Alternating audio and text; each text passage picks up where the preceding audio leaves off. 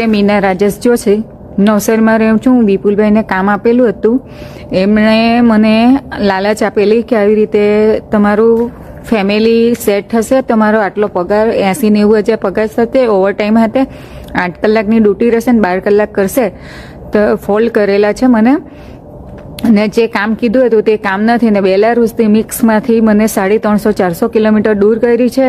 હું વિધવા છું, મેં દેવું કરીને આવેલી છું. મારા 3 છોકરા ઇન્ડિયામાં છે ને આવી રીતે મને ફોલ્ડ કરેલી છે. ને હવે હું કેવું છું તો મારા ફોનની ઉપર બ્લોકમાં કરી દીધેલા નંબર પિયુષભાઈ, તુષારભાઈ, સુભાષભાઈ.